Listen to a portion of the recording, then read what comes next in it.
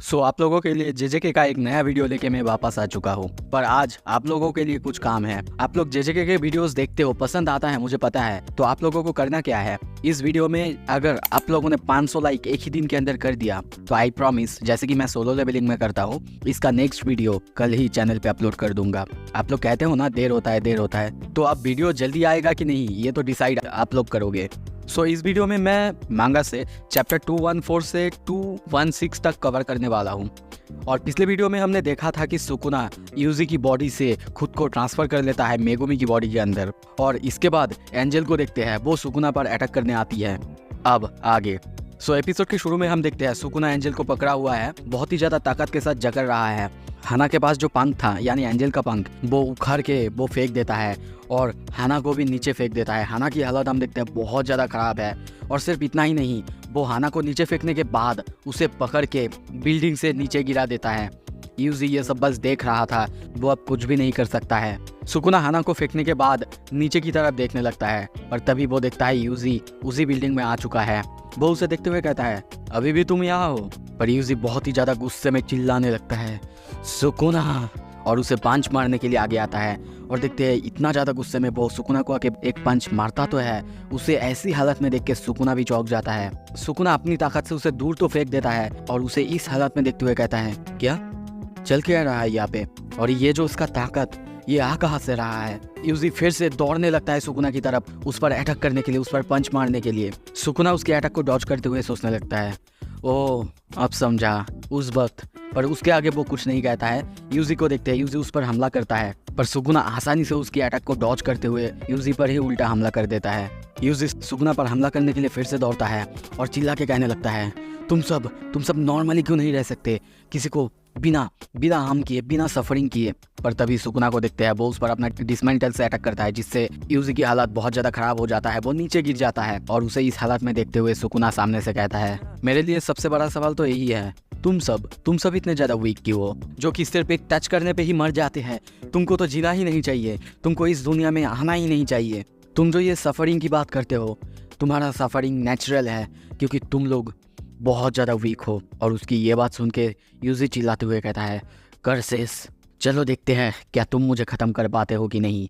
ये सुन के सुकुना हंसते हुए कहता है, अच्छा चलो देखते हैं। यूजी को देखते हैं, वो उसकी तरफ आगे बढ़ रहा है। सुकुना भी उस पर हर तरफ से डिसमेंटल से हमला कर रहा है। यूजी के बॉडी के हर एक जगह पे कट लग रहा है, खून निकल रहा है, पर फिर भी वो नहीं रुक रहा है, वो आगे बढ़ते ही जा रहा है।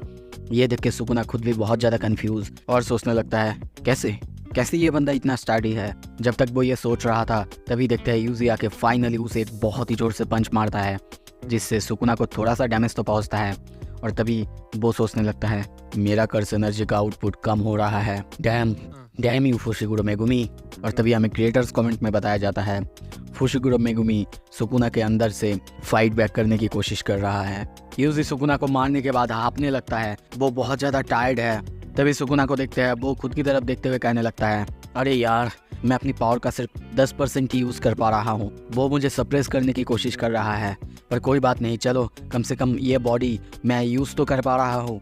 पर तभी वो सामने यूजी की तरफ देखते हुए हंसते हुए सोचने लगता है, पर कोई नहीं, ये बंदा, इसके लिए तो मेरा इतना ही ताकत बहुत ज़्यादा है। पर तभी हम वहाँ पे देखते हैं माकी आ चुकी है, जिसे देख के खुद सुकुना भी बहुत ज़्यादा शॉक। यूजी भी उसे देख के थोड़ा सा रिलीफ महसूस करता है। तभी माकी कहती है, sorry I am late. Sukuna उसे देखते हुए सोचने लगता है नियो के अटैक्स उस पर ज़्यादा काम नहीं की है। यूजी कहने लगता है, मार दो उसे, मार दो, वो मरना चाहिए।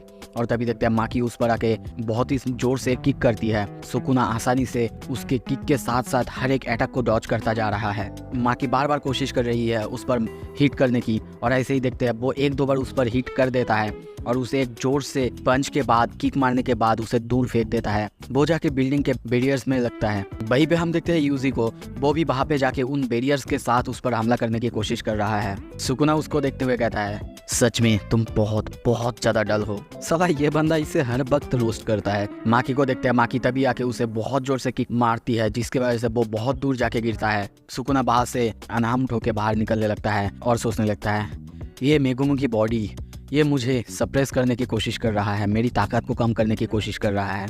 ये चाहता नहीं कि मैं इसके दोस्तों को हार्म करूं। माकी यूजी से कहती है, क्या तुम मेरे साथ कीप अप कर सकते हो? यूजी कहता है ज़रूर। तभी दिखते हैं वो दोनों मिलके सुकुना पर हमला कर रहे हैं। दोनों बहुत ज़्यादा पंचेस और किक्स की बरसात कर रहे हैं। भाई ये सुकुना है तो उसको इससे इनसे कोई फ़र्क नहीं पड़ रहा है। वो आसानी से दोनों को एक ही साथ संभाल रहा है। यहाँ तक कि उनसे लड़ते हुए वो हंसने भी लगता है। वो जानता है डिसमेंटल से उन पर वो अटैक नहीं कर सकता, क्योंकि अगर वो उन पर अटैक करेगा तो मेगुमी अंदर से उसकी ताकत को सप्रेस करने की कोशिश करेगा। और इसीलिए हम देखते हैं वो ज़मीन पे हाथ रखता है और कहता है क्लीव स्पाइडर थ्रेड। और इसी के साथ पूरा ज़मीन तहस नहस हो जाता है। आसपास में जो भी था सब कुछ तबाह होने लगता है। इसी के साथ वहाँ पे माकी और यूजी भी अपना संतुलन खो देते हैं। और तभी देखते हैं सुकुना उनको जाके बहुत ही तेज़ी से पंच करता है। माकी कोशिश करती है डॉज करने की। ये देख के सुकुना हंसते हुए कहता है नॉट बैड। पर तभी पीछे से कोई आता है और कहता है मैक्सिमम आउटपुट डेट कम। इसके साथ चारों तरफ बर्फ से गिर जाता है और हम देखते हैं ये और कोई नहीं उराई में था। वो सुकुना के सामने नील करते हुए कहती है माफ़ कीजिएगा, मुझे आने में थोड़ी देर हो गई। सुकुना उसे देखते हुए हंसते हुए कहता है कोई बात नहीं, तुम्हें माफ़ कर दिया। उराई में कहती है यूजी की तरफ जो आइस है वो थोड़ा सा कम ताकतवर है। ये सुन के सुकुना कहता है अब मुझे उससे कोई फ़र्क नहीं पड़ता। हाँ वैसे तुमने ठीक ही किया, उस लड़की की तरफ अपना ताकत ज़्यादा लगाया, पर यह बॉडी अभी भी इनकम्प्लीट है। तो एक काम करो, मेरे लिए बात रेडी करो। ये सुन के उराई में कहती है हाँ वो तैयार तो है मास्टर, मगर हमें यहाँ से थोड़ा सा दूर जाना पड़ेगा।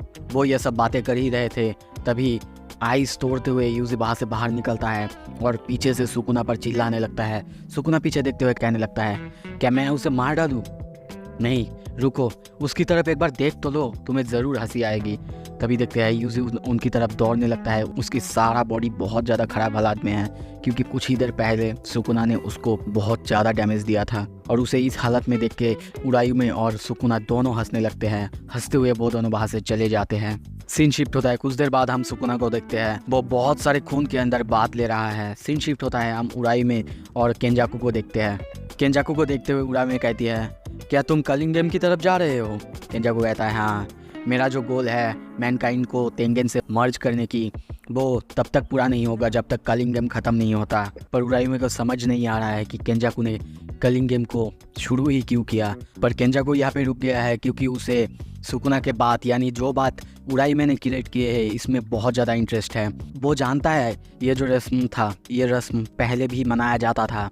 किसी का वेसल को ट्रांसफॉर्म करने के लिए, कर्स ऑब्जेक्ट यानी कर्स टूल में ट्रांसफॉर्म करने के लिए मनाया जाता था। पर उरायुमे ने एक ऐसी चीज़ क्रिएट कर दी इस ज़माने में भी, ये केंजाकू एक्सपेक्ट नहीं कर पा रहा था, और वो भी यहाँ पे इस तरह कर्स स्पिरिट के खून से। ये सुन के उरायुमे कहती है हाँ मुझे पता है कर्स स्पिरिट को मारने के बाद बॉडी से प्यार हो जाते हैं, पर मैंने उनको इस तरह से पिन करके रखी है कि वो यहाँ से भाग ना सके। पर यहाँ पे कुछ एक्सेप्शंस है और इसीलिए मैंने ये मेथड अपनाया और उसके बाद उसके कोर को ही फ्रीज कर दिया। उसके बाद बाकी हिस्सा वो तो मेरे काम का है ही। ये सारे बातें करते करते हम देखते हैं वो सब बात की जगह पे पहुंच चुके हैं। और तभी केंजाकू कहता है पर ये सब करने का पॉइंट क्या है? उरायुमे कहती है to get closer to evil. अगर तुम्हें पता नहीं है तो बता दूं, जब से सुकुना मेगुमी की बॉडी के अंदर गया है, उसके बाद से मेगुमी कोशिश कर रहा है अपनी बॉडी को कंट्रोल कर सके, और इसीलिए ये रिचुअल करना पड़ रहा है ताकि मेगुमी की सोल को उसकी बॉडी के और अंदर और ज़्यादा डार्कनेस के अंदर दबाया जाए। वो सब ऐसे ही बातें कर रहे थे तभी हम देखते हैं सुकुना को। सुकुना आखिरकार बात से बाहर निकलता है। उसे मेगुमी की वेश में देख के केंजाकू कहता है क्या तुम इसी फेस के साथ, इसी बॉडी के साथ रहने वाले हो?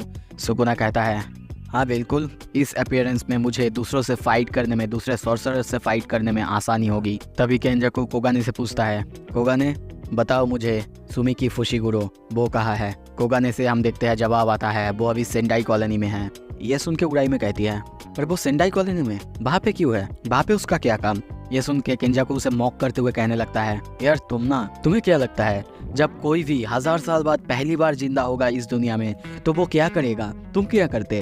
अपने घर, अपने होम टाउन में नहीं जाते? वो भी तो ऐसा ही कर रही है ना। केंजाकू को ऐसे मॉक करते हुए देख के उरायुमे को गुस्सा आ जाती है और वो कहती है तुमने मेरी मजाक उड़ाने की सोचा कैसे? सुकुना को देखते हैं वो आगे बढ़ रहा था और तभी पीछे से केंजाकू उसे देखते हुए कहता है क्या तुम उसे इस तरह से लड़ने वाले हो?